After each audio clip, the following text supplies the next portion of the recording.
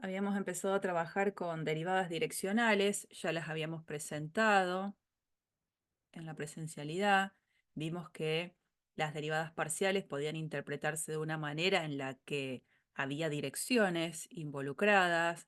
Entonces, lo que dijimos fue, bueno, si nosotros nos paramos en un punto x, 0 y 0 y pensamos en movernos en la dirección y el sentido de un versor, podemos plantear el típico cociente incremental, la función evaluada en el punto de llegada menos la función evaluada en el punto de partida, dividido h, lo que uno se traslada, y entendiendo que me estoy moviendo en la dirección y en el sentido de un versor de componentes u1, u2.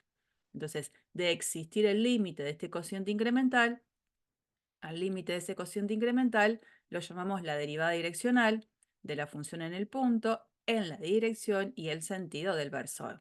Si ustedes van a ver lo que está escrito en el steward, la palabra que solo usa en la definición es en la dirección del versor U, pero hay que agregarle en la dirección y el sentido del versor U. Así que eso es algo para destacar en cuanto a cuando muchas veces uno estudia, por supuesto, del libro como ese lugar de anclaje, donde está todo.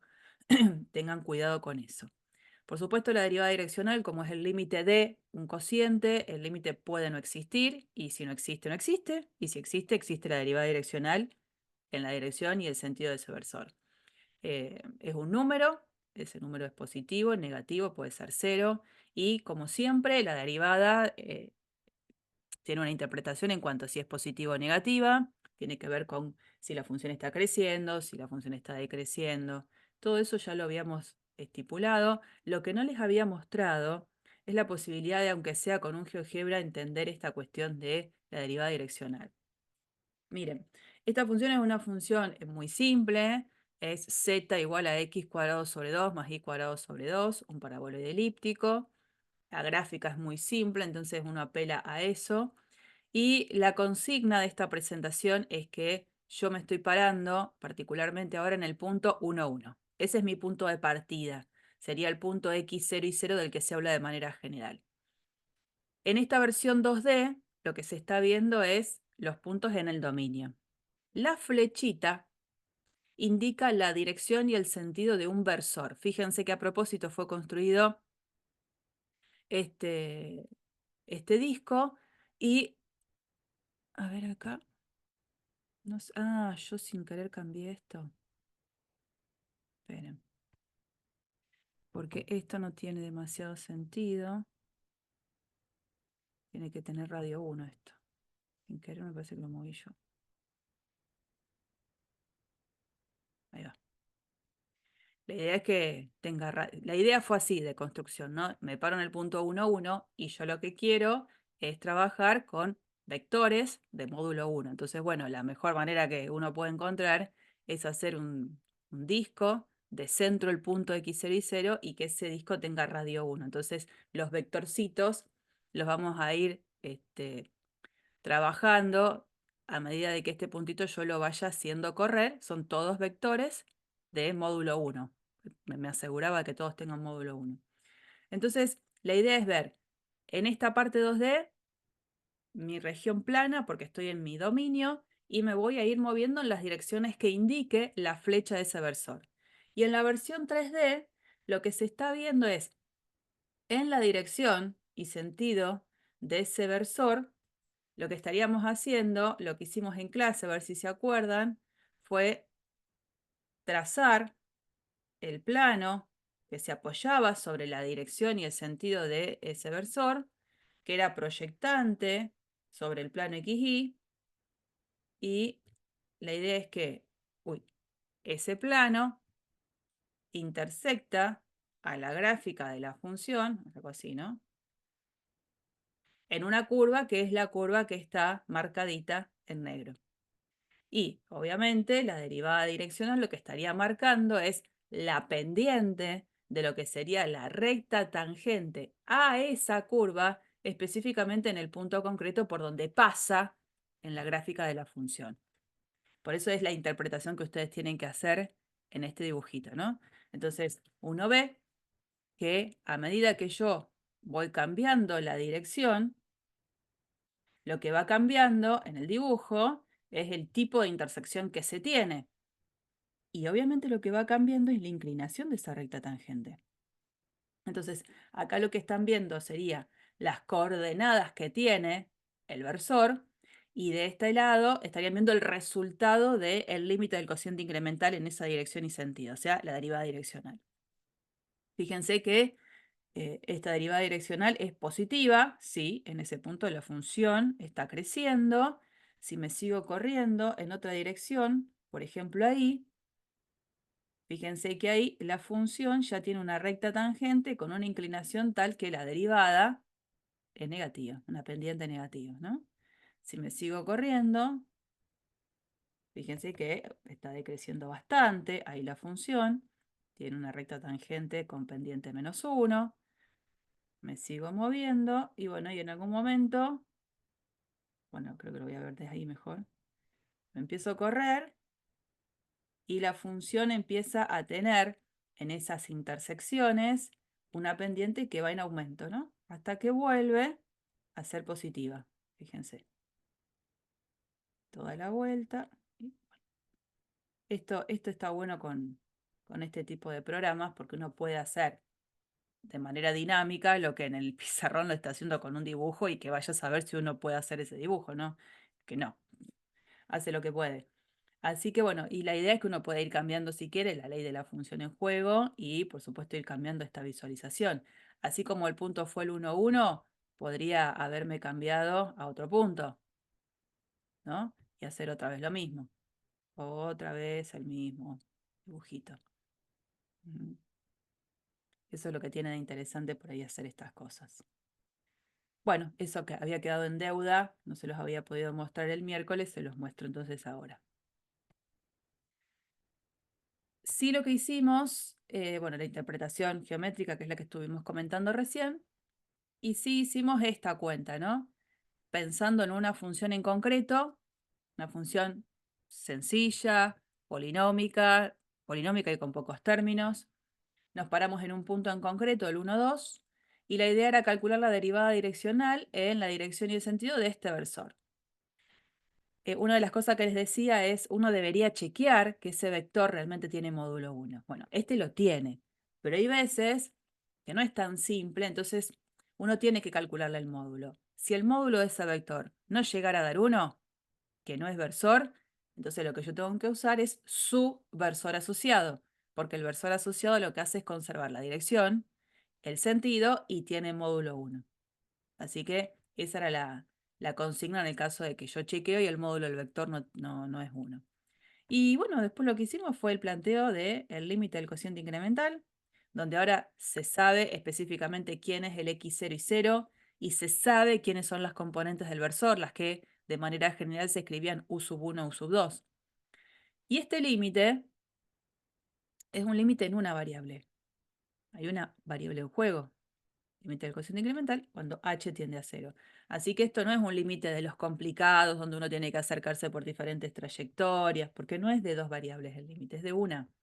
Entonces todo lo que yo sé hacer de límite desde cálculo 1 lo aplico, hicimos las cuentitas y el resultado de este límite del cociente incremental nos había dado 5 sobre raíz de 2. Esa es la derivada direccional de la función en este punto, en la dirección de este versor. Y hasta ahí habíamos llegado. ¿Mm? Vamos a ver este ejemplo muy particular. Esta función es una función definida de a tramos, sería, ¿no? En realidad tiene una definición que es válida para cualquier par xy distinto del 0, 0, y para el par específicamente 0, 0, la definición está dada como que la función toma el valor de imagen 0, ¿no? Porque esta ley que ustedes ven ahí, obviamente es una ley en la cual no podría estar evaluándola en el 0, 0. Entonces, ¿qué es lo que vamos a ver en ese ejercicio? Algo particular. Vamos a considerar U un vector unitario cualquiera. Cualquiera. No vamos a poner U sub 1 y U sub 2 un número en concreto. Va a ser un vector que nosotros sabemos va a ser un vector unitario. Y la idea es calcular la derivada direccional de esta función en la dirección y el sentido de ese vector unitario cualquiera. Cuando yo tengo que hacer el planteo, fíjense lo que sucede. Vamos a ver si vamos un poquito. Bueno, ahí. Quería ir un poquito más despacio. Vamos a hacerlo igual de acá. Fíjense qué es lo que uno tiene que plantear. El límite, cuando h tiende a 0, de fn. ¿Se acuerda que era? X0 más hu1, y 0 más hu2. Acá es donde uno tiene que calcular la función. Y menos f en x0 y 0. Como el x0 y 0 corresponden a las coordenadas del punto en el cual me paro, que es el 0, 0, por eso aparece esta escritura, ¿no? Y en definitiva, evaluar f en este par es básicamente evaluar f en el par h u sub 1, h u sub 2. La función en el 0, 0, la conozco, la función en el 0, 0 vale 0. Y la función en un par, de la forma h u sub 1, h u sub 2, como ese par, el 0, 0 no es, la ley con la que tengo que regirme es con esta. Entonces, bueno, cada vez que aparezca x, lo reemplazaré por h u sub 1. Cada vez que aparezca y, lo reemplazaré por h u sub 2. Veo que queda. Dice x. Entonces, si es x, tengo que poner h u 1. Por y cuadrado. Entonces, h u sub 2 cuadrado. Sobre x cuadrado, o sea, h u sub 1 al cuadrado, más y a la cuarta, o sea, h u sub 2 a la cuarta. Bien. Esta gran división, donde acá tengo la división ahí más grande, dividir por h a esta fracción, ustedes saben muy bien que es lo mismo que multiplicarla por 1 sobre h. Y es eso lo que se hace en el siguiente paso. No solo eso, sino que en el numerador, fíjense que si yo distribuyo este cuadrado, va a quedar h cuadrado por u al cuadrado. Entonces ese h cuadrado con el h que tengo acá lo junto y me queda un h cubo. Entonces queda h cubo u sub 2 al cuadrado por u sub 1. Abajo, este denominador ahora va a quedar multiplicado por el h que tengo acá abajo. Entonces a la vez me doy cuenta que de este denominador que está marcado acá, puedo sacar factor común h cuadrado. H cuadrado que se va a multiplicar con el h de aquí abajo. Por eso es que queda un h cubo. Y la expresión que queda de haber sacado h cuadrado, el factor común de esta suma es u sub 1 al cuadrado más, y acá sí, ojo que hay una potencia cuarta, h cuadrado por u sub 2 a la cuarta. ¿Mm? Por supuesto, esto hace que yo pueda simplificar estos h. Esto es todo algebraico, no hay nada que los va a sorprender acá, ¿no? Cuando quiero calcular el límite cuando h tiende a 0 ahora de esta expresión, puedo hacer reemplazo directo. Si hago reemplazo directo, en el paso intermedio me quedaría u sub 2 al cuadrado por u sub 1 sobre, y acá abajo queda u sub 1 al cuadrado. ¿Qué es lo que se hace acá? Por supuesto, veo que se puede cancelar este u sub 1 con uno de los que está acá abajo, y esta es la presentación final que queda. Pero por supuesto, como yo no conozco las componentes de este vector, lo que sí tengo que aclarar es que u sub 1 no puede ser 0, porque si no, esta cuenta no tiene sentido. Por ahora, lo que se pudo mostrar es que cada vez que tenga un vector con una primera componente no nula, la derivada direccional de esa función en el origen, en la dirección y el sentido de ese vector, va a dar este número. La segunda componente del vector al cuadrado dividido su primera componente. Entonces uno lo que hace es decir, bueno, ¿y qué hubiese pasado si u sub 1 era 0? Porque es el que está quedando por fuera de estas valoraciones que hemos hecho. Entonces, si u sub 1 es 0, si u sub 1 es 0, digo, a ver, el vector es de la forma 0, u sub 2. Pero no es un vector cualquiera, porque es un versor. Entonces, para que este vector tenga módulo 1, necesariamente esta segunda componente o vale 1 o vale menos 1. Quiere decir entonces que a los únicos dos vectores que los tengo que estar analizando por separado, porque no pueden estar dentro de esta conclusión, básicamente son el versor j y el versor menos j. En cualquiera de esas dos situaciones, lo que yo voy a poder probar es que la derivada direccional en cualquiera de estas dos direcciones me va a dar 0. Vamos a hacer una que no está contemplada ahí. Vamos a hacerlo así. A calcular la derivada direccional de la función en el 0, 0 en la dirección del versor j. Después a ustedes les queda hacer la de menos j y ya lo estaríamos cancelando. Esto sería el límite cuando h tiende a 0 de, por la definición, ¿esto cómo es? F en 0, 0 más h por 1 menos f en 0, 0 sobre h. Y hago una pregunta, es simple. Hacer la derivada direccional en la dirección y el sentido del versor j es estar calculando en realidad qué derivada que ya conocíamos.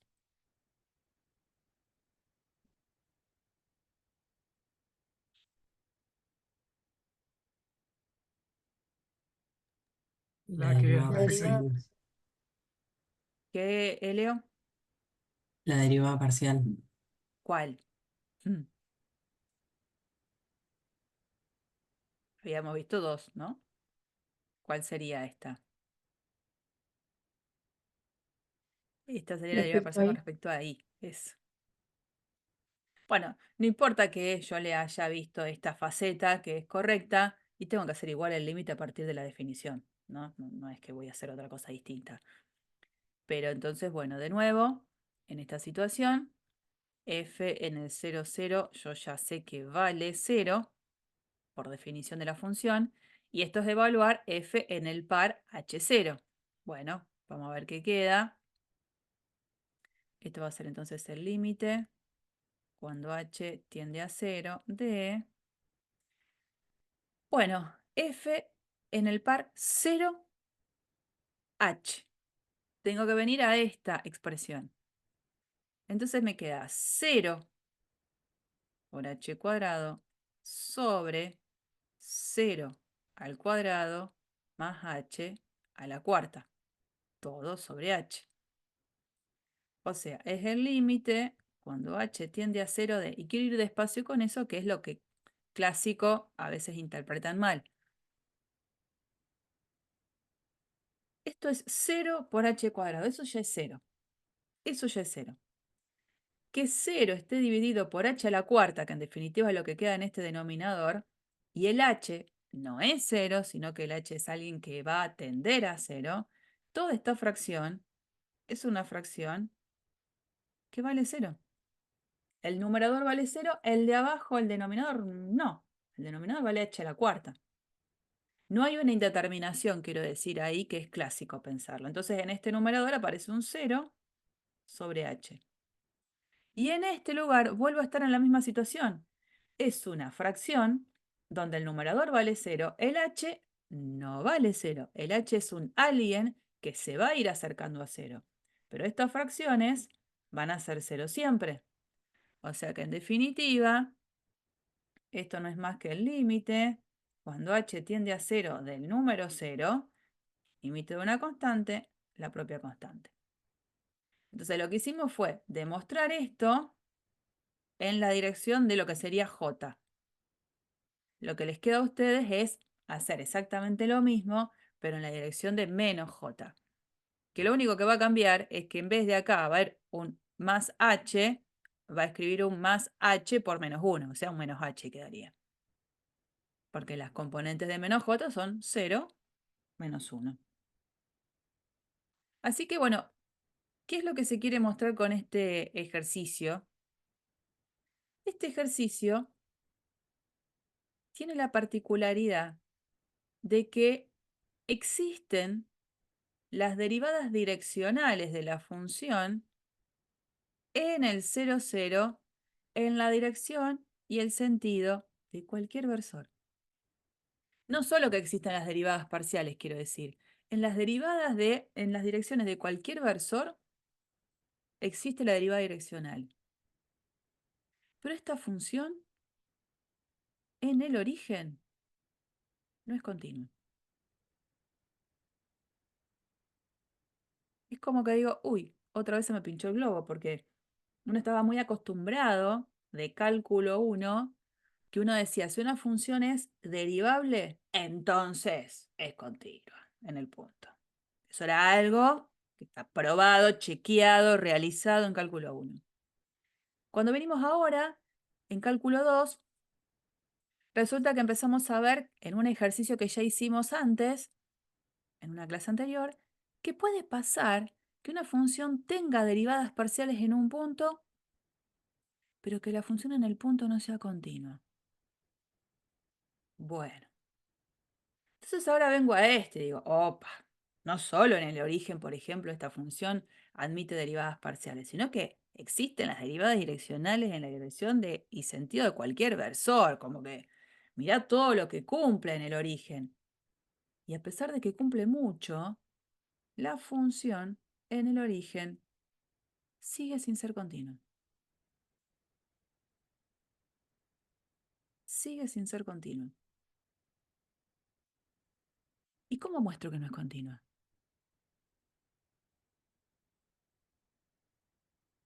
A ver, ¿alguna idea? Ahí sí, estamos pensando en una función de dos variables, donde la continuidad está ligada con el límite de dos variables. ¿Cómo puedo darme cuenta que esta función no es continua en el origen?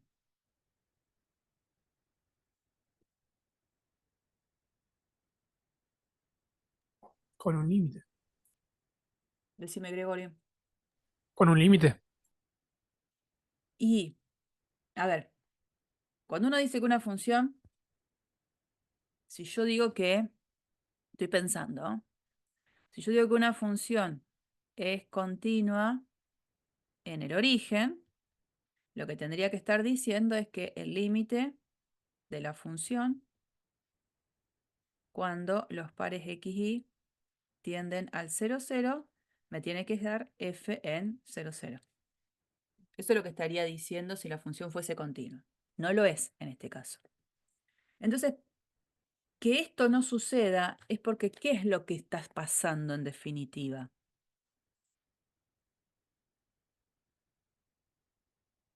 Quiero mostrar que Que la no es función continuo. no es continua en el origen.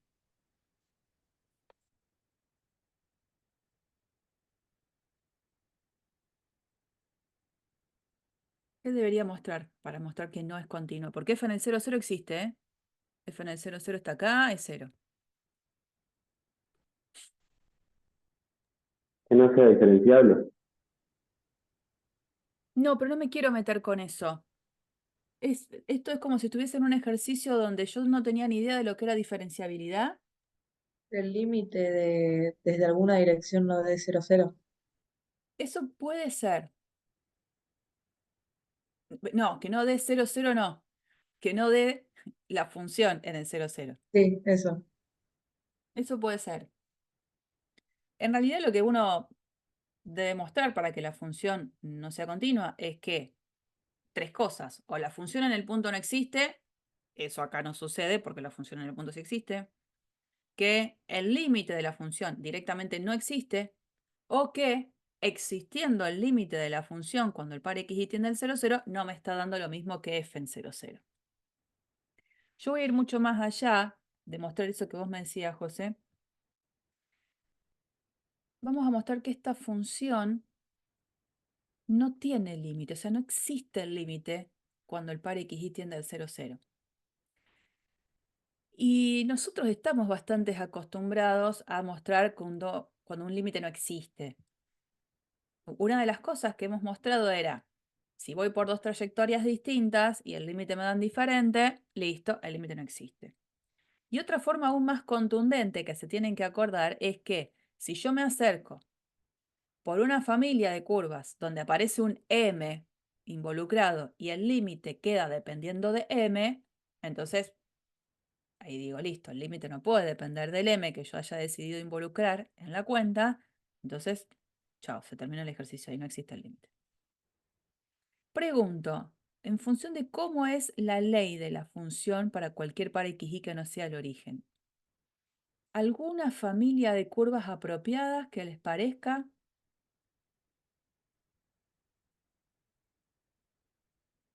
¿Habrá alguna?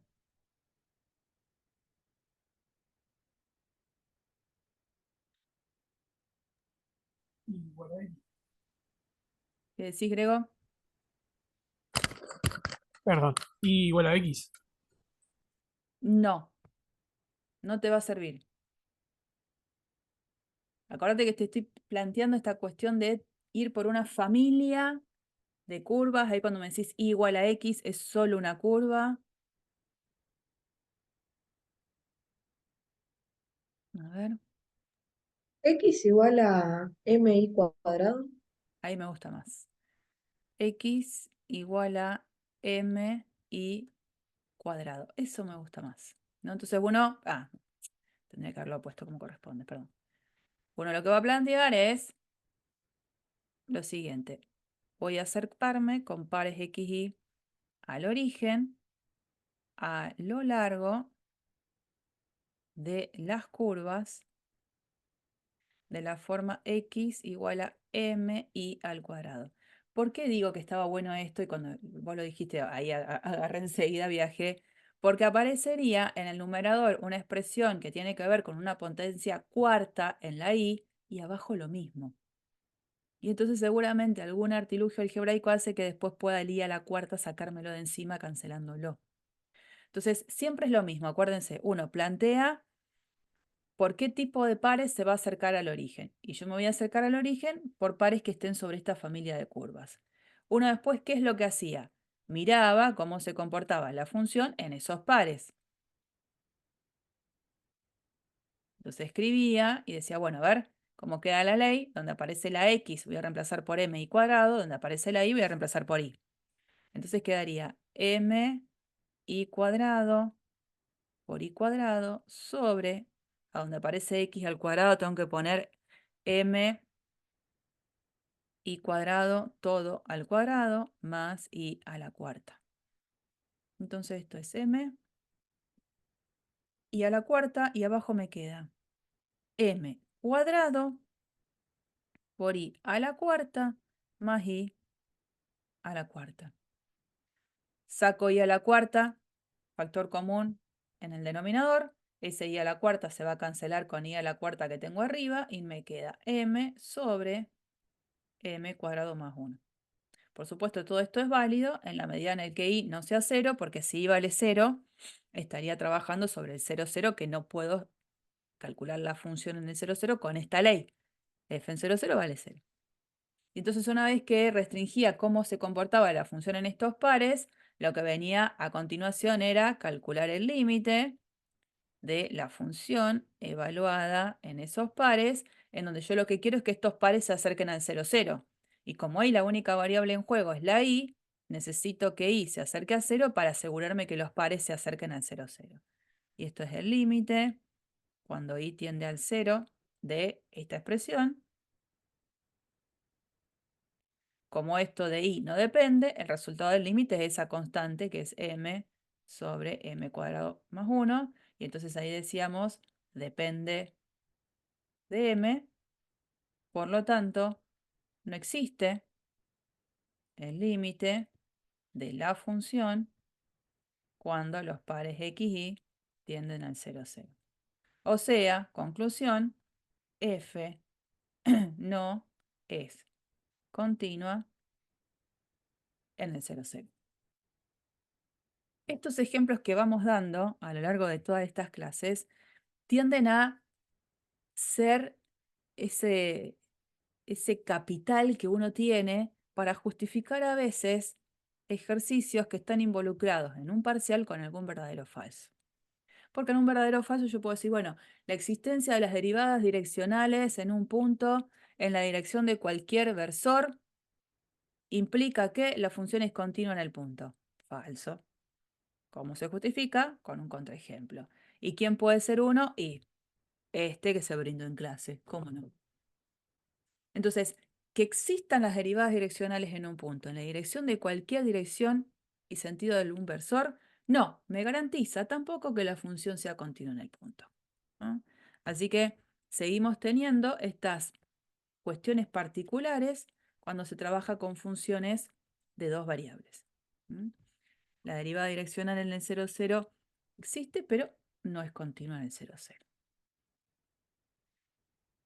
Vamos de alguna manera ahora a decantar en la fórmula que vamos a utilizar para calcular derivadas direccionales en situaciones particulares que hacen que evite calcular el límite de un cociente incremental todo el tiempo.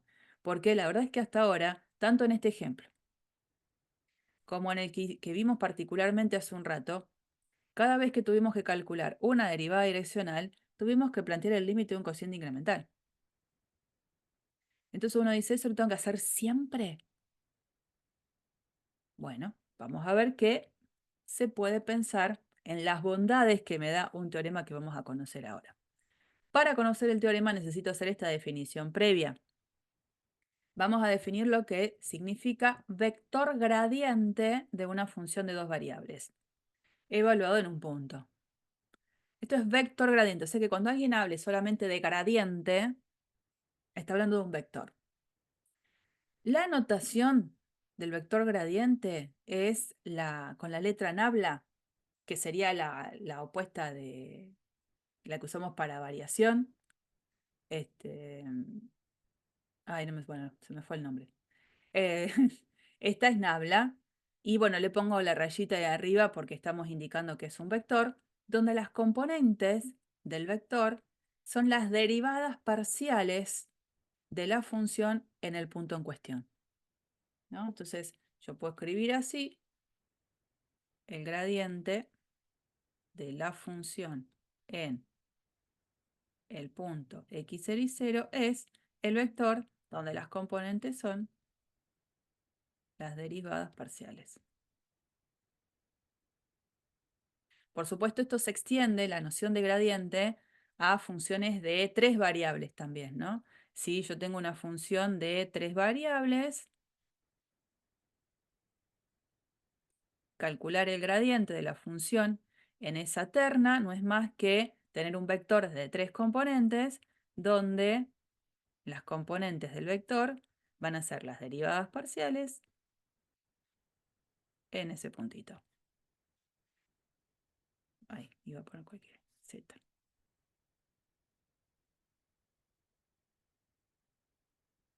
Se extiende ahí la definición de gradiente a funciones de tres variables. Bien, una vez definido lo que es el gradiente de una función de dos variables, vamos a poder pasar a el siguiente teorema. Teorema que dice lo siguiente. Si una función es diferenciable en un par x0 y 0, si tengo ese dato, función es diferenciable en un par x0 y 0, entonces, dos cosas. La función admite derivada direccional en la dirección de cualquier versor. Y segunda cosa, esa derivada direccional se va a poder calcular a partir de esta cuenta, que no es más que hacer el producto escalar entre este vector que acabamos de presentar con el versor sobre el cual quiero hacer la derivada direccional. Entonces, si la función sé que es diferenciable en el punto la derivada direccional la voy a poder calcular a partir de este producto escalar. Del gradiente de la función en el punto escalar con ese versor sobre el cual quiere que haga la derivada direccional. Obviamente, esto es buenísimo, no tengo que hacer el límite de un cociente incremental para calcular esta derivada direccional. Este teorema sí se demuestra. Este sí se demuestra, está en la placa, por supuesto que sigue, pero yo no la voy a hacer desde ahí, la vamos a hacer juntos y después sí les comparto la placa. Vamos a hacerlo juntos sobre una pizarra. Entonces yo tengo que mostrar que el teorema f diferenciable en x0, no, sí, en x0 y 0, así decía. Lo que vamos a poder mostrar es que la derivada direccional de la función en ese puntito, en la dirección y el sentido de cualquier versor, es el gradiente de la función en x0 y 0 escalar con ese versor. Y al versor, sus componentes las está llamando A y B. ¿Mm? ¿Cómo va a ser la idea de la demostración? A ver, si yo digo que A es igual a B y por otro lado digo que A es igual a C, ¿cuál va a ser mi conclusión de acá? Es tonto lo que estoy diciendo, ¿no? Pero digo, si A es igual a B y A es igual a C, ¿cuál sería mi conclusión después de esto? Que B es igual a Eso, que B es igual a C. Bueno, esta va a ser la forma de encarar esta cuestión. Yo lo que voy a hacer es considerar que A va a ser el cálculo de G' en 0 de una función que ahora vamos a construir. Entonces G' en 0 por un camino me va a dar la cuenta de la derivada direccional tal cual como la conocimos desde el principio como el límite del cociente incremental. Y G' en 0 por otro camino me va a dar el resultado del producto escalar entre estos dos vectores. Entonces, por un camino esto me da la derivada direccional. Por este camino me da el producto escalar entre el gradiente y el vector. Entonces lo que digo es que estas dos cosas tienen que ser iguales al final. Esa es un poco la idea que voy a desarrollar para hacer la demostración. Lo que voy a hacer es ahora presentarles quién va a ser esa función g auxiliar. Entonces, sea g de h, la función definida de esta manera. F en x0 más h por a y 0 más h por b. Esa es mi función. ¿Qué vamos a hacer? Vamos a calcular g' en 0. ¿Y cómo vamos a calcular ese g' en 0? A partir de dos formas distintas. Y esas dos formas distintas tienen que ver con usar conceptos relacionados a cálculo 1 y cálculo 2. Entonces yo voy a hacer así, como un paralelo. Voy a utilizar cálculo 1 para calcular g'. G' en 0 con cálculo 1. Y después voy a ir por otro camino y voy a decir, bueno, voy a calcular g' en 0 con cálculo 2. Cuando digo con cálculo 2 es con conceptos conocidos de cálculo 2, que son nuevos. Cuando yo digo que voy a calcular g' en 0 con conceptos de cálculo 1 es porque digo, bueno, ¿cómo calculo la derivada de una función de una variable en cálculo 1? Y a mí me dijeron que es el límite cuando h tiende a 0 de g en 0 más h menos g en 0 sobre h, límite del cociente incremental clásico. Digo, bueno, ¿cómo no? G' en 0 es límite cuando h tiende a 0 de. Y ahora me van a ayudar ustedes. Acá dice g en 0 más h, o sea, es g en h. ¿Qué escribo acá como g en h? ¿Quién es g en h?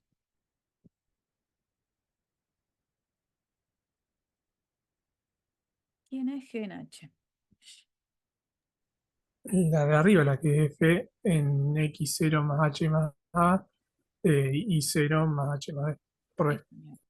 F en x0 más ha, coma, y 0 más hb. Bien. Después dice menos g en 0. ¿Cómo queda g en 0?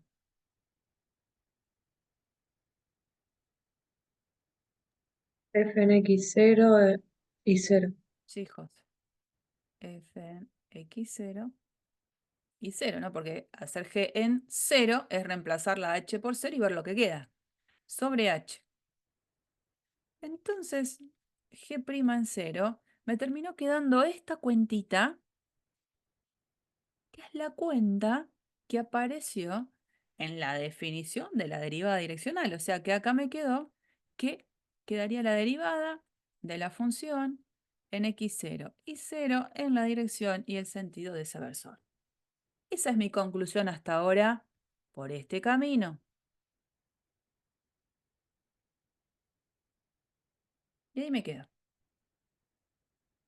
Ahora voy a hacer ahí una linita de separación. Voy a este lado. Y digo, hagamos de cuenta que ahora quiero calcular G' en 0 usando argumentos de cálculo 2. Esta G se puede ver como una función que resultó de la composición de una función f de dos variables donde cada una de estas expresiones se puede pensar como una x que depende de h y de una y que depende de h. Es decir, g en h es igual a f en x de h y de h, donde x de h es x0 más h por a, y donde y en h es y0 más h por b. Es una composición de una función de dos variables donde cada una de esas variables depende de una sola.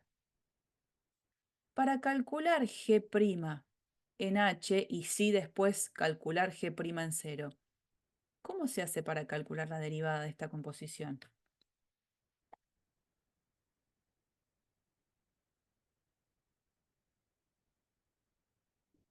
¿Se acuerdan de eso? La derivada parcial de f respecto de x por la derivada de x, Sí, pero acordate de algo, Valen. Está bien, esa es la versión, evaluado en x, y. esa es la versión reducida. Acá necesito la versión bien ampliada. En la derivada parcial de f respecto a x, evaluado en todo lo de adentro,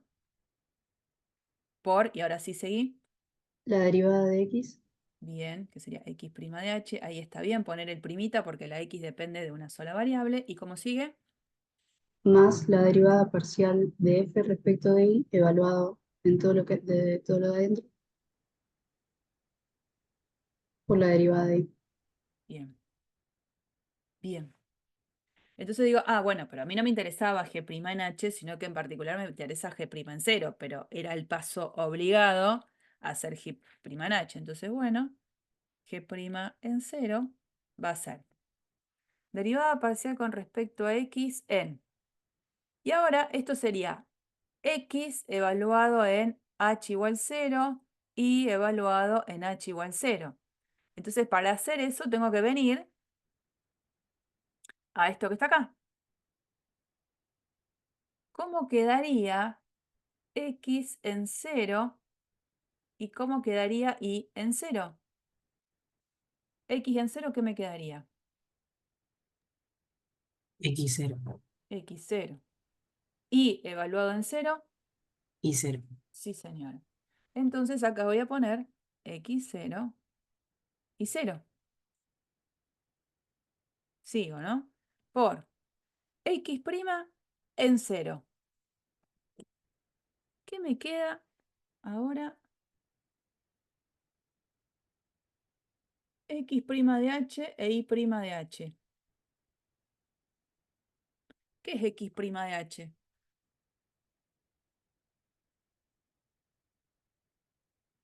La variable es h, el x0, el a, el y0, el b, números. Entonces, X' de h, ¿cómo queda? A, A. Y' en h, b, b. Por lo tanto, no dependen de h las expresiones de estas derivadas, son constantes. Entonces, cuando a mí me interese evaluar G' perdón, cuando me interesa evaluar x' en 0, x' en 0 vale lo mismo que x' en 5, lo mismo que x' en 37, A. Supongo por A. Sigo. Esto ahora sí, más. Sigo, derivada parcial de f respecto a y en ¿qué par? Y, otra vez, en el par que surja de evaluar x en 0 y en 0. Pero eso ya lo hicimos antes, eso nos da x0 y 0. Y luego por y' en 0. Bueno, como y' para cualquier h siempre es b, y' en 0 es b. Entonces digo, a ver, esta cuenta, la podría disfrazar como el resultado del producto escalar entre dos vectores bien elegidos. Digo bien elegidos para que cada vector represente algo que yo conozca. Entonces, fíjense, si yo tomo este vector, derivada parcial con respecto a x en x0 y 0, y derivada parcial de f con respecto a y en x0 y 0. Y tomo el vector AB. Si hago el producto escalar entre esos dos vectores, la cuenta que obtengo es justamente la que tengo arriba. Entonces esta cuenta la estoy disfrazando como el producto escalar entre estos dos vectores. Pero digo, este vector no es más que el que habíamos definido hace un ratito, el gradiente de f en x0 y 0, escalar con este vector que es el vector u. Entonces llego a esa otra conclusión. Por lo tanto, en esta parte ya vinculando los dos caminos, g' en 0 es tanto la derivada direccional de u en el punto x0 y 0, como también el resultado de este producto escalar. Y entonces ahí tenemos el resultado final que queríamos, este. Estas dos cosas son iguales. Y ahí se termina la demostración. ¿Mm? Esa es la idea para demostrar este teorema, ir por dos caminos diferentes calculando lo mismo. Y como calculo lo mismo, las dos expresiones a las que llego tienen que ser iguales. Me voy a bajar este archivo, así también se los comparto. Lo tienen en el propio PDF que les voy a compartir, pero digo, capaz que esto les sirve. ¿Está bien?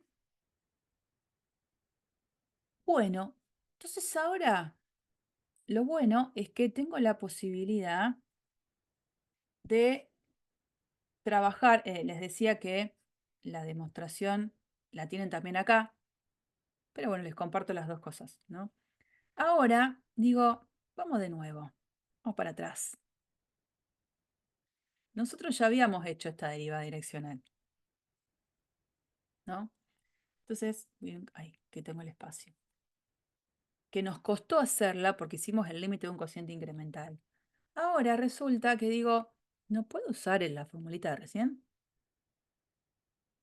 Digo, a ver, esta función, que está escrita acá, digo, voy a ver si le puedo calcular tal cual esta cuenta a partir del teorema que acabo de encontrar. El teorema tiene una condición. Para poder aplicarlo, yo necesito mostrar que la función en juego es diferenciable en el punto en cuestión. Porque si no, no puedo aplicar la fórmula. Y la definición de diferenciabilidad no es tan amigable. ¿Se acuerdan que era un límite en dos variables? Donde arriba aparecía f de xy menos l de xy. En el denominador aparecía esa expresión de raíz cuadrada. Y el límite de ese cociente tenía que dar 0. Poco amigable. Pero ¿qué habíamos visto como alternativa, por ejemplo, para mostrar que una función era diferenciable sin meterme con esa definición? ¿Qué puedo mostrar? para después concluir que la función es diferenciable? Que sea continua ¿Quién? en el punto 1, 2, No, pero ¿quién, NASA? y la función. No, Las derivadas parciales. las derivadas parciales. Acuérdense del archivo que habíamos visto que tenía esas dos implicancias que habíamos dicho.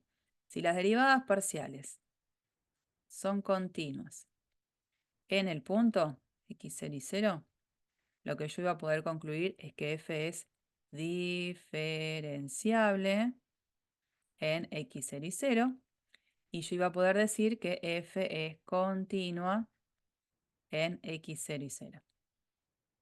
Bueno, lo que vamos a tratar es de ver esto, que las derivadas parciales son las continuas para garantizar que la función es diferenciable. Que la función sea continua en un punto no te garantiza la diferenciabilidad. Eso no.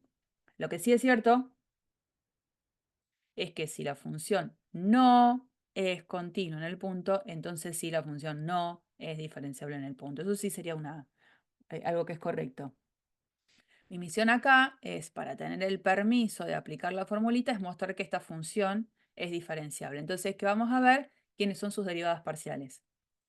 La derivada parcial con respecto a x de mi función en juego, ¿quién sería? A ver. Derivada parcial de f con respecto a x. 2x más y. Más y. La idea es, en la cabeza, dejar fija la y como si fuese un número y derivar solamente como si la única variable en juego fuese la x. Y la derivada parcial con respecto a y, ¿quién sería? Ahora hay que cambiar el chip. X. X. Bueno, estas dos derivadas parciales son las dos continuas en R2. ¿Y por qué son continuas en R2? ¿Con qué justificación lo puedo decir?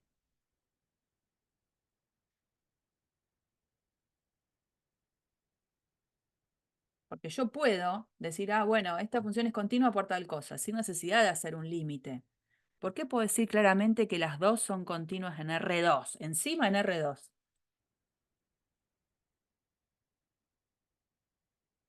Clásica justificación que también hemos usado mucho en cálculo 1. Por ser Por- lineales. Por ser, escuché justo dos personas a la vez, por eso. Yo dije lineales, pero no sé ustedes. Claro, son expresiones lineales en X y en Y. Y en general, la linealidad es como un caso particular, pero ser lineal en general es ¿qué? ¿Es ser qué? Polinómica, ¿no? Polinómica de grado 1. Son polinómicas de grado 1. Bueno, entonces, si quieren, porque acá podría haber quedado, no era el caso, pero podría haber quedado 2x cubo por y al cuadrado, más y por, bueno, si hubiese quedado algo así, lo de la linealidad no quedaría bien, porque no lo es, y uno dice, bueno, es continua en R2 por ser polinómica. Si ponías lineal, Valentina, estaba bien, porque las dos son lineales. Digo, por ahí es como que en mí, bastante común poner, son polinómicas. Y entonces, en particular, bueno, perdón, son polinómicas. Eso quiere decir que la función, gracias a este teorema, es diferenciable también en R2. Porque si estas dos son continuas en R2, entonces f es diferenciable en R2. Entonces, si es diferenciable en R2, es diferenciable en cualquier puntito en particular en el cual yo decida pararme. Bueno, el puntito acá es el 1, 2. Entonces, gracias a esto, yo digo, entonces la derivada direccional de la función en el punto 1, 2 en la dirección de este versor, la puedo calcular como el gradiente de la función en el par 1, 2 e escalar con el vector. Entonces digo, bueno, a ver cómo me queda. El gradiente de la función evaluado en el 1, 2. Bueno, primera componente del gradiente, la derivada parcial de la función con respecto a x en el punto en cuestión. Entonces acá tengo que reemplazar la x por 1, la y por 2. Me quedaría 4,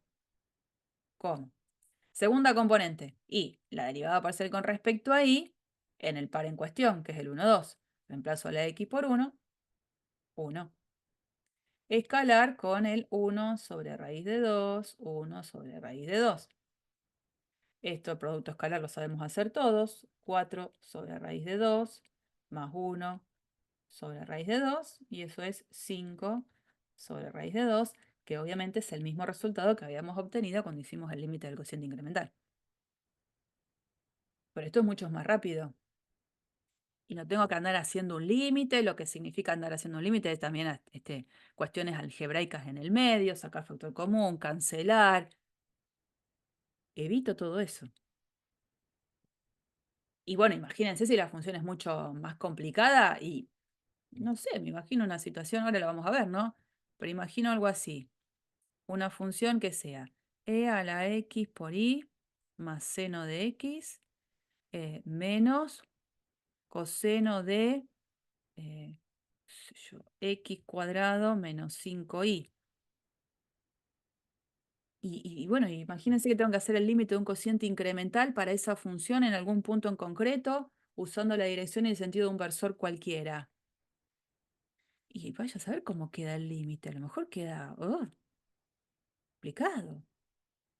Bueno, no es necesario. Esta función, si le calculo las derivadas parciales, fíjense que el estilo de lo que queda, va a quedar una expresión que va a ser una suma, resta, composición de funciones continuas, donde están involucradas funciones exponenciales, funciones polinómicas, funciones trigonométricas. Entonces, bajo una consideración parecida a esta, esta es muy fácil, nuestro ejercicio eran continuas por ser polinómica y se terminaba la cuestión. Acá las derivadas parciales voy a decir sí, son continuas porque son suma, resta, multiplicación y composición de funciones continuas, como por ejemplo la función exponencial, coseno, funciones polinómicas. Ahí a lo mejor la justificación tiene que ser un poquito más extendida, ¿no? Pero no es difícil. Lo que me va a permitir decir, bueno, entonces es diferenciable en todo R2. Bueno, entonces las derivadas direccionales las voy a poder calcular haciendo la formulita del teorema que recién mostramos. Y eso está bueno.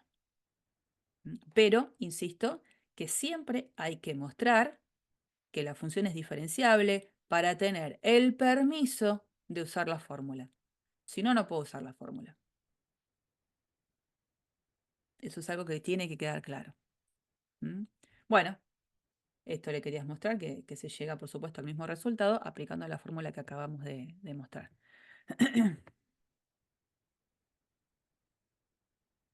Esto no fue tampoco tan difícil, pero se complica con otras funciones. Bueno, demostración. Este es un ejemplo que es captura de uno de los libros, en donde insisto con que la función ya se empieza como a complejizar un poquito.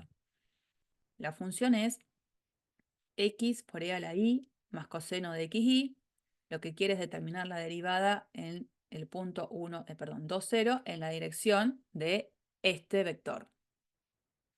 Entonces, lo primero que hay que ver es que este vector no tiene módulo 1, ¿no? Si uno le calcula el módulo no da 1, el módulo da 5. Entonces, para hacer la derivada direccional, lo primero que está de alguna manera mostrando es que tengo que usar este vector. Este vector, ¿quién sería? El versor asociado del que estaba acá. Y luego, esto lo escribo como muy compacto, dice, estas son las derivadas parciales. Esta es la derivada parcial con respecto a x, esta es la derivada parcial con respecto a y. Esas derivadas parciales son continuas, dice, en todas partes, son continuas en R2. Eso de en todas partes es una expresión bastante común también en los libros. Estas dos funciones son continuas en R2, ¿por qué?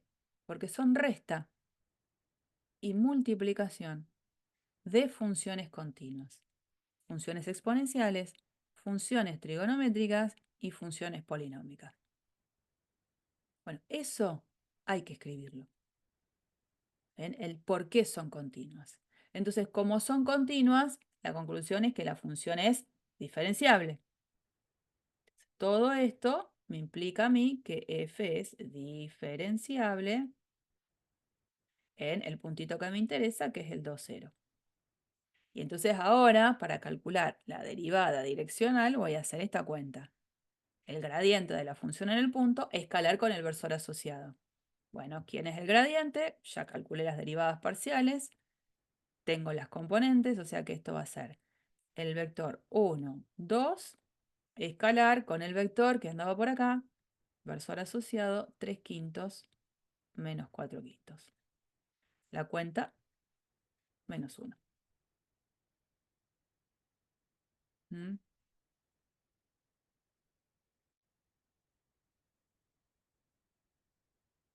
Seguimos con algunos teoremitas más. Estos son simples. Dice, supongamos que yo tengo una función diferenciable, como que tengo esa característica que necesito que cumpla la función para poder hacer las cuentas con un provecho en la fórmula de la derivada direccional. Entonces, supongamos que f es diferenciable. Fíjense lo que dice el teorema. El valor máximo de la derivada direccional de la función en el punto de coordenadas x, 0 y 0 es, y ojo como dicen acá, el módulo del gradiente de la función en x, 0 y 0. Y ese resultado de la máxima derivada direccional se produce cuando ese vector u tiene la misma dirección y sentido que el vector gradiente en el punto. Entonces ahora la idea es que yo parada en un punto de coordenadas x, 0 y 0, me pregunto cuál tiene que ser la dirección que tengo que seguir para que al momento de calcular la derivada direccional de la función en el x, 0 y 0, este numerito sea el más grande posible. Lo que el teorema dice es que si yo me muevo en la dirección y el sentido del gradiente de la función en el puntito x, 0 y 0, en esta dirección, yo voy a tener el valor más grande de la derivada direccional. Voy a tener la mayor pendiente. Perdón. ¿Alguien dijo algo? Y yo hablé. ¿No? En esa dirección y el sentido tengo que dirigirme para tener la mayor derivada direccional, o sea, la mayor pendiente. ¿Y cuánto vale esa mayor pendiente? El módulo de ese gradiente. Bueno, la idea es que para la demostración, yo sé que la derivada direccional en el punto, gracias a que la función es diferenciable, porque tengo el dato de que la función es diferenciable, yo esta derivada la voy a poder calcular como la fórmula de recién. El gradiente de la función en el punto escalar el versor. Entonces yo quiero mostrar eso, ¿no? De que en esta dirección me tengo que manejar para tener la máxima derivada direccional.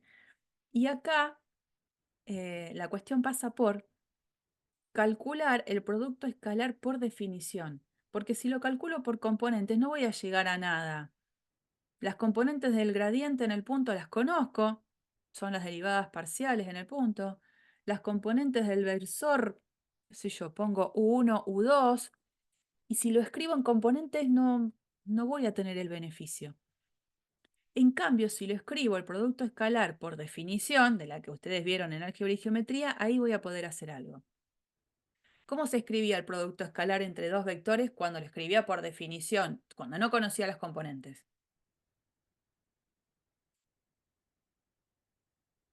¿Cómo era eso?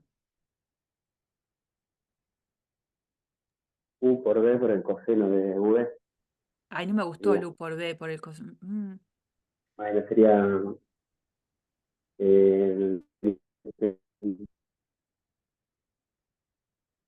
Espera, ¿por qué me está diciendo esto?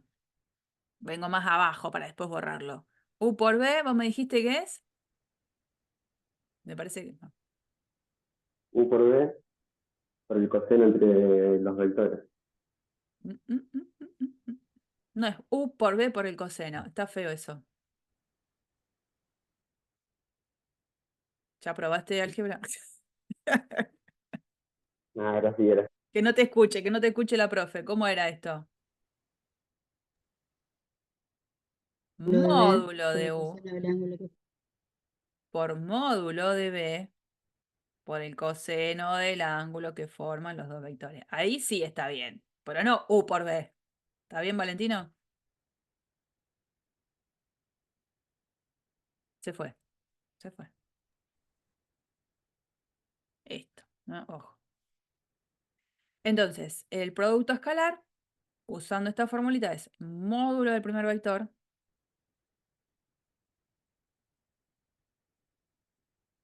por el módulo del segundo por el coseno del ángulo que forman esos dos vectores.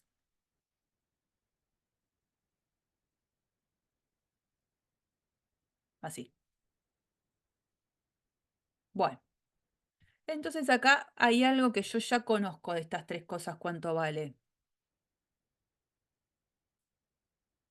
Hay alguien que yo ya conozco de estas tres, porque esto es un producto en tres números. Hay uno que yo conozco lo que vale.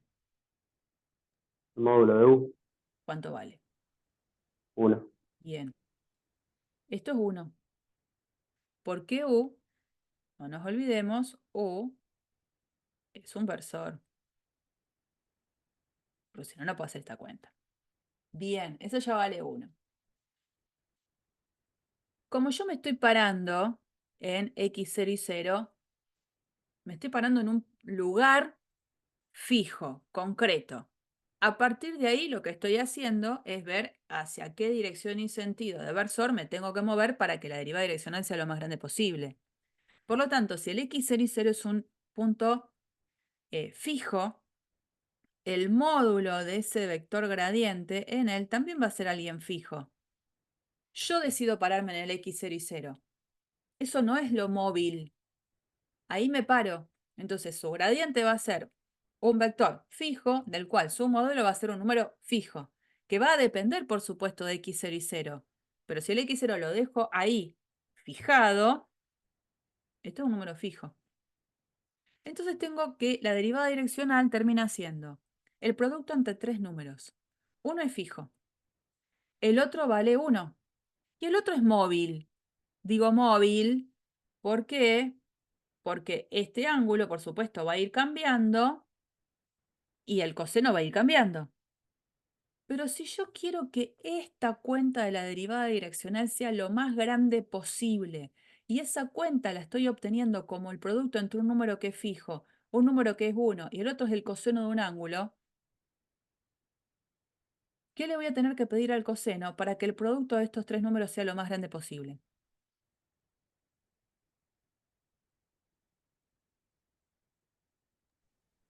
que sea igual a cero.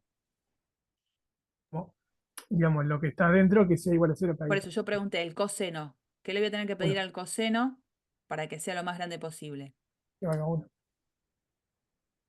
Ahora sí, ¿no? Entonces, la idea es que la derivada direccional de la función en el punto de x0 y 0 es máxima cuando el coseno del ángulo entre estos dos vectores sea 1. Eso sucede, ahora sí, cuando el ángulo entre esos dos vectores es ¿cuánto? Cero. 0. Y entonces, bueno, que dos vectores formen un ángulo de 0 grados quiere decir que esos dos vectores entre sí, ¿cómo son?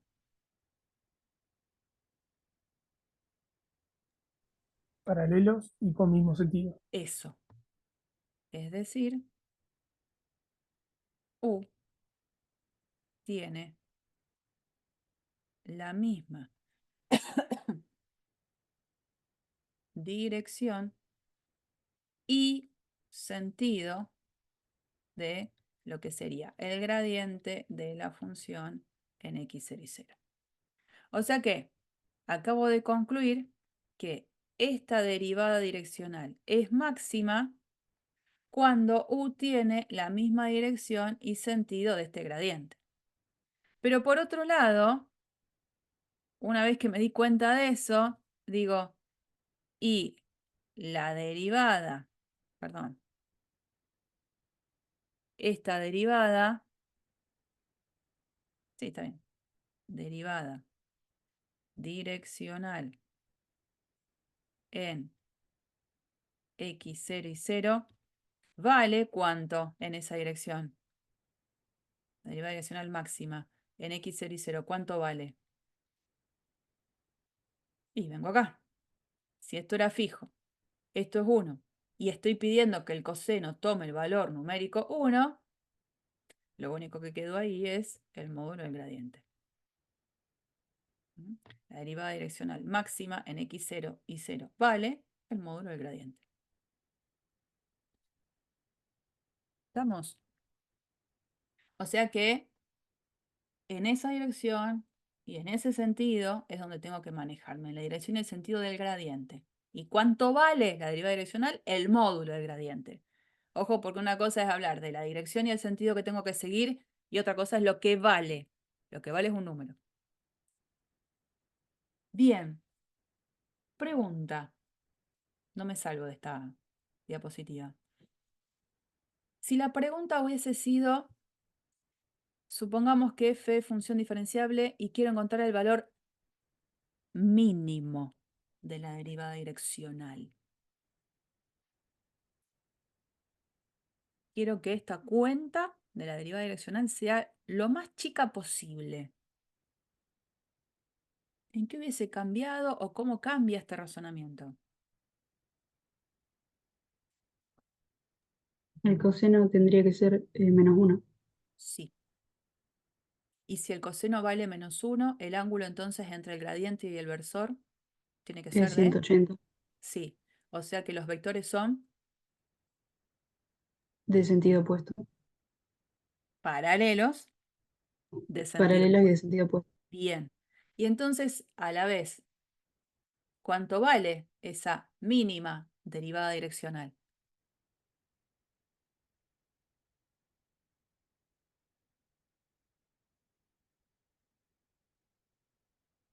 El opuesto del módulo del gradiente. Sí, muy bien.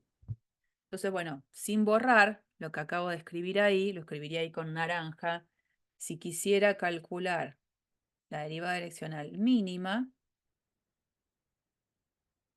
eso lo obtengo cuando este coseno es -1. Entonces, el ángulo entre los dos vectores sería de 180. Y entonces U tiene la misma dirección, pero sentido opuesto al del gradiente, y la derivada direccional mínima sería el opuesto del módulo del gradiente. Así es como tendría que ir completando esa frase, ahora cambiando máxima por mínima y como corresponde todas las otras conclusiones. Entonces, bueno, después hay otra pregunta que la hacen en el propio PDF. Si hubiese preguntado para que la derivada direccional sea nula, que la derivada direccional me dé 0, usando un poco esta misma diapositiva, digo, ¿qué dirección y sentido tendría que estar siguiendo ese versor U? Tienen que ser Escuché medio cortado, pero escuché creo que sí. Eh, los vectores tienen que ser ahora perpendiculares, ¿no? Porque la idea es que ahora si necesito que la derivada direccional me dé 0, quien tiene que ser 0 es el coseno, por lo tanto, el ángulo entre los vectores tiene que ser de 90 grados, lo que significa que entonces los vectores entre sí son perpendiculares. Bien, está bien. Voy a borrar esto. Está todo en la misma diapositiva, así que eso no se preocupen. Pero antes de pasar a la diapositiva donde está todo eso escrito, lo que acabo de mostrar es que si f es diferenciable, ¿no?, en el punto en cuestión donde estoy trabajando, la derivada direccional de la función en el punto, en la dirección de cualquier versor, va a ser un número que va a estar acotado entre dos números muy fácil de identificar, entre el valor máximo y el valor mínimo. Entonces, la derivada direccional de la función en el punto, en la dirección y el sentido de cualquier versor, siempre va a ser un número menor o igual al módulo del gradiente en el punto, porque ese es el valor máximo de la derivada direccional, y a la vez va a ser mayor o igual al opuesto del módulo del gradiente en el mismo punto, porque este es el valor más chiquito.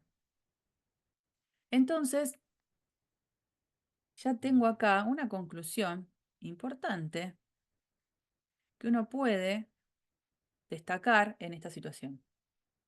De este rango de valores, la derivada direccional no se escapa cuando es diferenciable la función, ¿no? Entonces, muchas veces, tienden en los ejercicios a preguntar, parada, no sé, en el punto x0 y 0, ¿no? ¿En qué dirección me tendría que mover para que la derivada direccional me dé 7? Me lo pueden preguntar. Y resulta que a lo mejor la respuesta es muy sencilla. No va a haber ninguna dirección en el cual la derivada direccional me dé 7, porque a lo mejor la máxima derivada direccional me dio 5. Y entonces las derivadas direccionales en la dirección de cualquier versor siempre van a estar entre menos 5 y 5. Nunca voy a encontrar una dirección en la cual la derivada direccional me dé 7. Bueno, ese tipo de contestaciones rápidas para ese tipo de preguntas a propósito va a depender de que yo recuerde todo esto, de que yo tenga en cuenta todas estas observaciones que vamos haciendo cada vez que estamos haciendo todo el desarrollo de la teoría.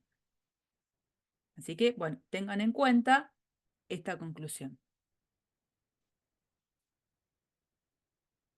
Bueno, todo esto, todo lo que yo les fui escribiendo está ahí. Y estas eran las dos preguntas que hicimos recién. ¿Mm? Bueno, este es otro ejercicio. Este es captura específicamente del Thomas, por si alguien lo tiene. La función es x² sobre 2 más y² sobre 2, la misma función que había presentado hace un ratito con el GeoGebra. Separan el punto 1, 1, 1, 1, ¿no? Y entonces, perdón, voy para atrás. Ahí. Separa en el punto 1, 1, acá, y dice, bueno, que encuentre las direcciones en las cuales la función crece más rápidamente, decrece más rápidamente y quiere las direcciones en las cuales el cambio es nulo, o sea, la derivada direccional es nula. Bueno, parada en el 1, 1, lo que yo voy a decir es que la función va a crecer lo más rápidamente en la dirección y el sentido del gradiente, porque ahí es donde tengo la máxima derivada direccional. Bueno, al calcular de esta función, fíjense, la derivada parcial con respecto a x es x. La derivada parcial con respecto a y es y. Entonces, el gradiente de la función en el 1, 1 coincide con el 1, 1. Entonces, por eso, cuando separan el 1, 1, si sigue la dirección de ese vector, la dirección y el sentido de ese vector, aunque no sea versor, porque yo lo que estoy buscando es dirección y sentido, sé que ahí voy a tener la máxima derivada direccional. Es seguir esta dirección donde en el dibujo lo que ustedes van a ver es que cuando veo el gráfico de lo que sería la curva intersección, ahí tengo la máxima derivada direccional, el máximo crecimiento. En cambio, si voy en el sentido contrario del gradiente, en este sentido, parada acá, la función va a empezar a decrecer. Y si voy en una dirección que es perpendicular al gradiente, cualquiera de estas dos posibles direcciones, lo que voy a ver es que la función va a tomar un valor constante. Ahí. Como que no tiene cambio en esa dirección. Esa sería un poco la idea. Es lo que estuvimos viendo recién. ¿Mm?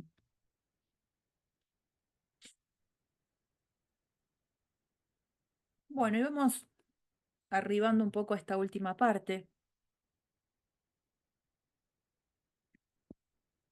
Esto es un poco la interpretación geométrica del gradiente. Es muy sencillo, ¿eh? De verdad es sencillo. Vamos a suponer que comenzamos con una función que es diferenciable. Función diferenciable de dos variables. Y que la voy a evaluar en pares de puntos que están sobre una curva parametrizada de esta forma. Nosotros hemos visto esa parametrización, en donde la función en todos esos pares siempre vale lo mismo, ¿no? Acuérdense, si yo considero la función que evaluada en pares ordenados siempre tengo el mismo valor constante c, los puntos en donde la función siempre vale un mismo valor constante c eran puntos que pertenecían a una curva que se la llamaba como.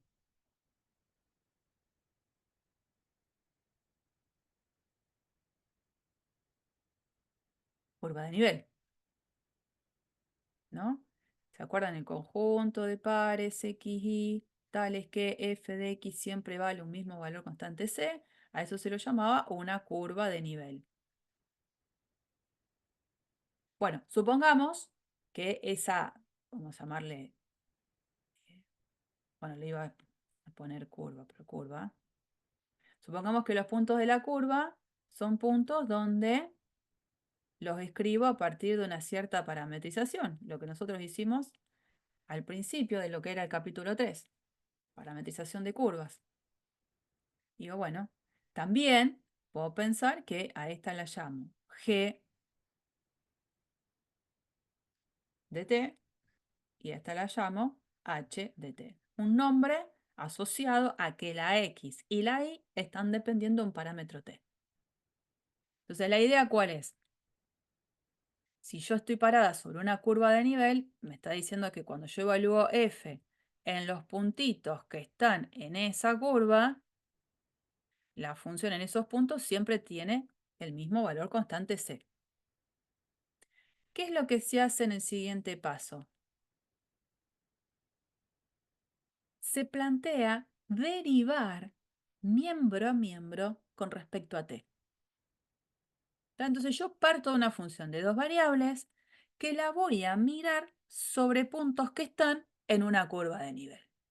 Pero esa curva de nivel la tengo parametrizada. Sé cómo escribo a la x y a la y en función de un parámetro t. La x es una cierta función g de t, la y es una cierta función h de t, ¿no? Derivo miembro a miembro. Propuesta. Derivamos miembro a miembro esta expresión. La derivada del lado de la derecha es la derivada de una constante. Entonces la derivada de la constante es 0. La derivada del lado de la izquierda, bueno, acá tengo una composición. Una composición de una función de dos variables, donde cada una de esas dos variables depende de una sola, de t. Así que para derivar el lado de la izquierda, ¿qué tendría que estar usando? Para derivar el lado de la izquierda.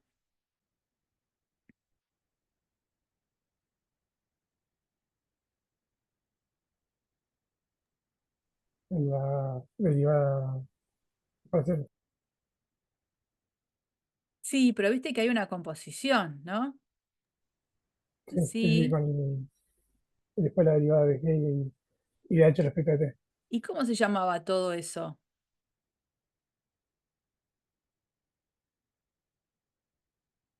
Regla de la cadena, pero ¿qué caso? 1. 1, porque todo queda dependiendo de una sola variable. Entonces, para derivar el lado de la izquierda, tengo que aplicar regla de la cadena, caso 1. Entonces, bueno, ¿cómo era esta cuestión? Era la derivada parcial de f respecto a x evaluado en todo lo de adentro por la derivada de x. Y la derivada de x sería g', más la derivada parcial de f con respecto a y evaluado en todo lo de adentro por la derivada de y, que en este caso sería h', que es lo que yo veo en esta escritura compactada. Escritura compactada que la puedo disfrazar como el resultado de un producto escalar entre dos vectores bien elegidos. Yo armaría un vector que tiene como componentes esta expresión y esta, y acá tengo este vector, y el otro vector sería el que usa estas componentes, esta y esta, y me queda este. Entonces es el producto escalar entre lo que nosotros llamaríamos acá el gradiente de la función en el punto con lo que nosotros llamaríamos R'. Entonces, el gradiente de mi función evaluada en los pares g de t, h de t, escalar con g' de t, h' de t, esto es 0. Este vectorcito es el que nosotros llamaríamos R' de t, si R de t era la parametrización de la curva, ¿no? R' de t, cuando yo tenía una curva y tenía de ella una parametrización. El vector R' de t era un vector que, ¿qué particularidad tenía con la curva?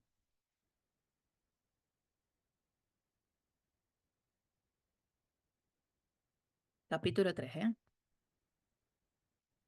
Punto a punto, yo, parámetro a parámetro, iba teniendo los puntos sobre la curva. Bueno, este vector R' era un vector que tenía una representación geométrica importante en la curva.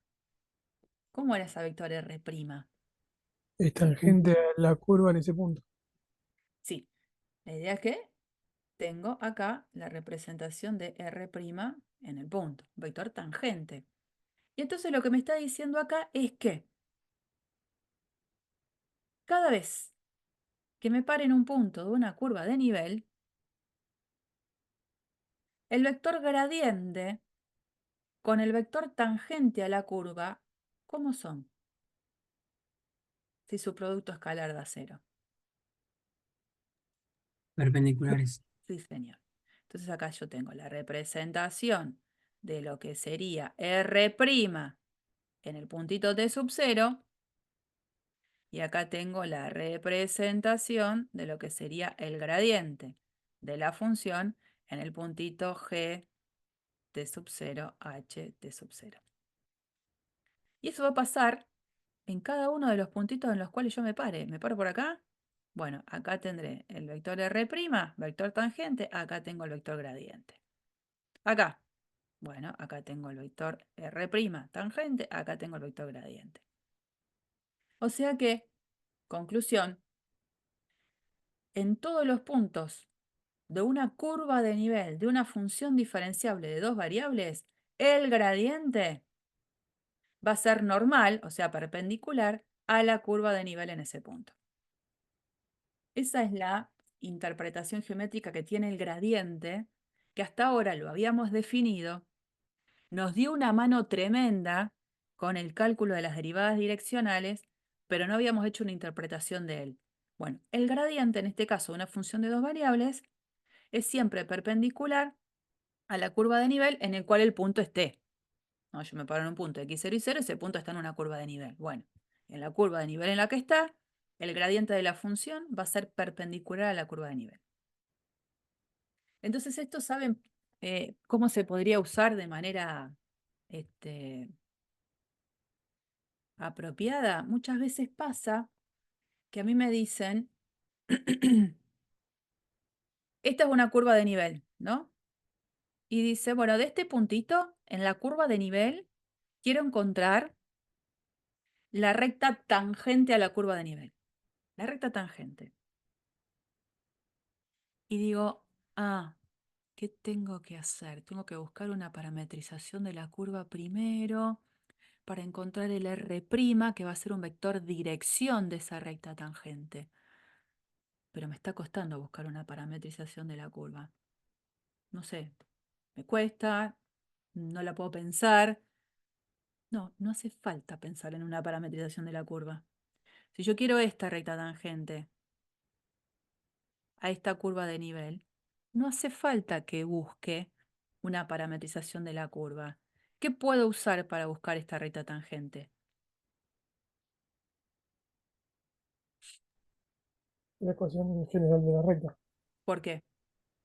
porque solo precisas de un punto de paso de la recta, que es el mismo que comparte con la curva, y después de vector normal tenés el gradiente. Exactamente, Gregorio. Eso es lo que hay que hacer. Astutamente, no tengo que gastar tiempo en buscar una parametrización de la curva. Ya tengo el gradiente, listo, lo uso a mi favor. Este va a ser el vector normal. Y hago la ecuación general de la recta. Perfecto. Eso es hacer las cosas de manera astuta, conociendo todas estas cuestiones de la teoría, ¿no? Bien, y para terminar, la idea es hacer algo parecido en un nivel más, digamos, pensando en funciones de 3 variables. Fíjense esta situación. Yo ahora voy a estar trabajando con una función de 3 variables. De una función de 3 variables, por supuesto, yo no puedo hablar de su gráfica, pero sí podría pensar en superficies de nivel de esa función, de la cual podría, ¿por qué no?, hacer la gráfica de esas superficies de nivel. Entonces nos vamos a parar en una superficie S formada por todas las ternas, en donde la función en esas ternas tomen siempre un mismo valor constante K, o sea, una superficie de nivel. Entonces, dibujito clásico para mí.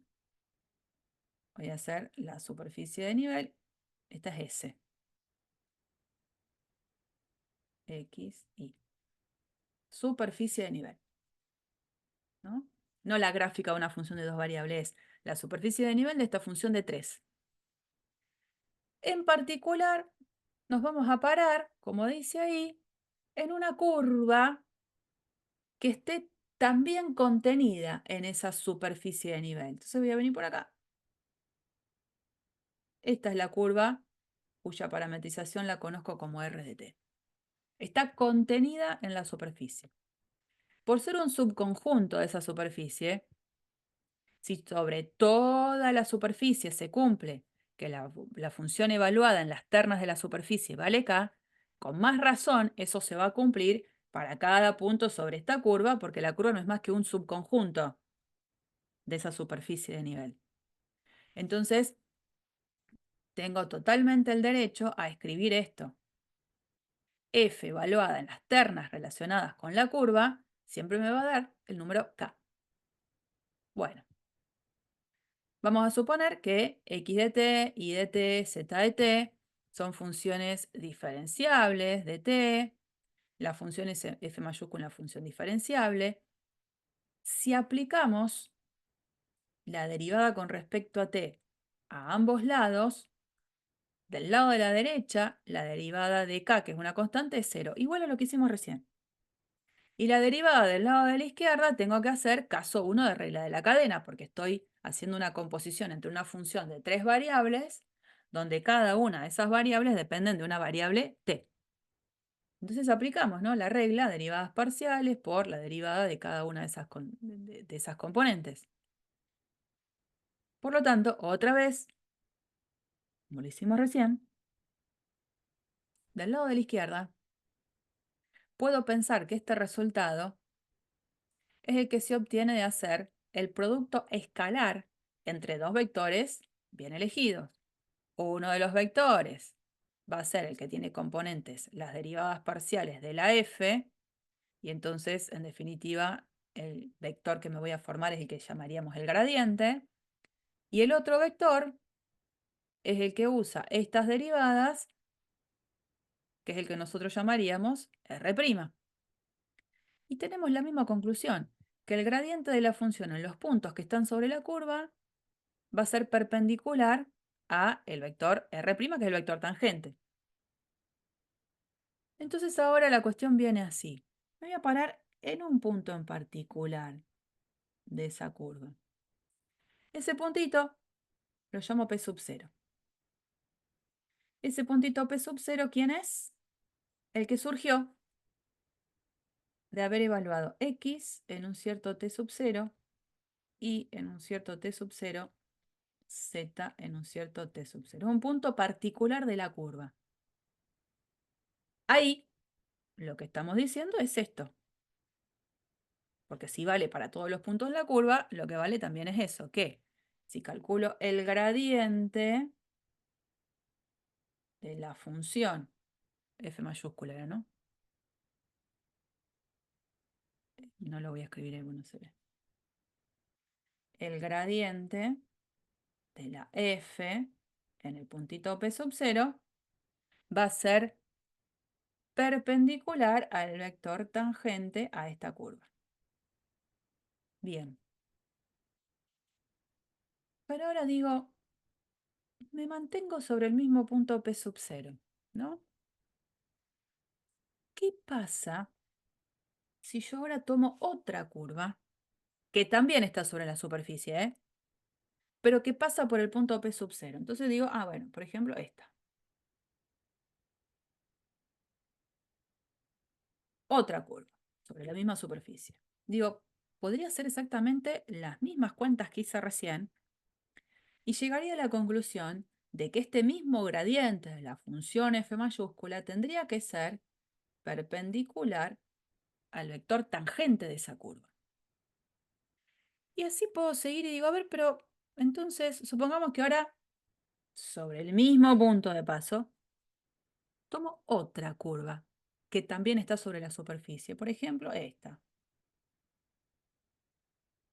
Bueno, no me queda muy pasante por el punto, ¿no? Pero hago así, chingui, chingui, chingui, vengo por acá. No quiere pasar por este puntito. Digo, otra vez, el vector tangente a esta curva tiene que ser perpendicular al gradiente de la función f mayúscula. O sea, este gradiente f mayúscula tendría que ser perpendicular a todos los vectores tangentes de curvas que pasan por P sub 0 y que están contenidas sobre esa misma superficie de nivel. Por lo tanto, si cumple esa condición, en definitiva, este gradiente de esta función f mayúscula va a ser perpendicular ¿a quién?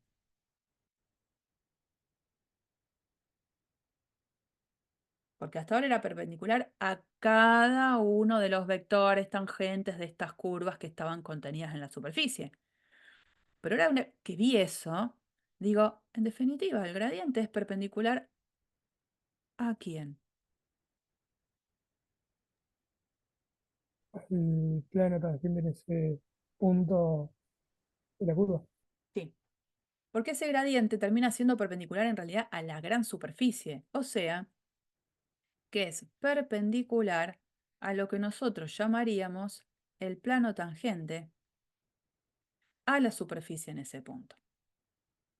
Entonces, lo que acabamos de encontrar es que si yo me paro en ese puntito P, punto de paso conocido, para encontrar el plano tangente a esta superficie de nivel de una función de 3 variables, uso a este vector como su vector normal.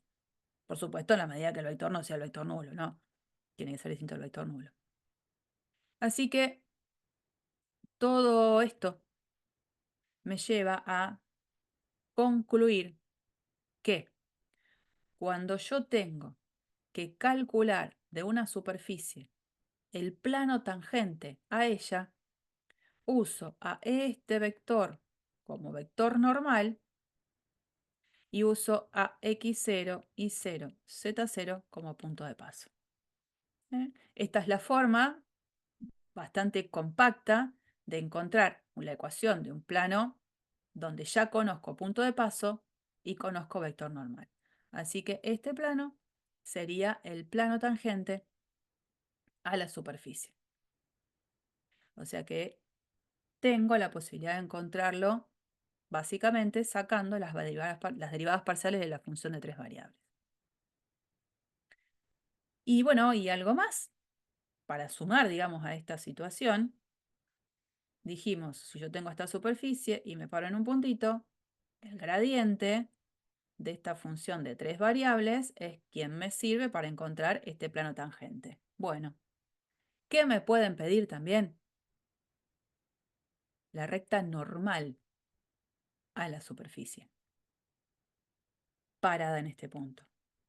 Y la recta normal no es más que la recta que pasa por ese punto y que tiene la dirección del gradiente. Así que, ¿cómo podría encontrar a la recta normal a la superficie? Punto de paso lo tengo y vector dirección también. ¿Cómo daría esa recta tangente?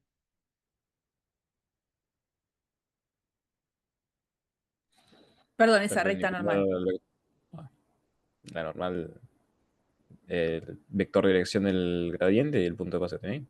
Entonces, ¿cómo darías a la recta en el espacio en esta situación? Con las ecuaciones paramétricas. Exactamente. O sea, la idea es esa. Entonces, la recta será una recta donde ponemos X y Z, punto de paso, y el vector dirección sería la derivada parcial de f respecto a X en el puntito por T. Acá la derivada parcial de f respecto a Y en el puntito por T. Y la otra derivada parcial, X0, Y0, Z0 por T, y siempre con T perteneciente a R.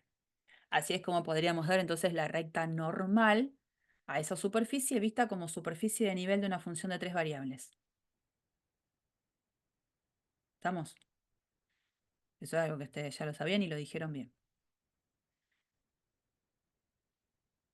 Bueno, ahí tenemos.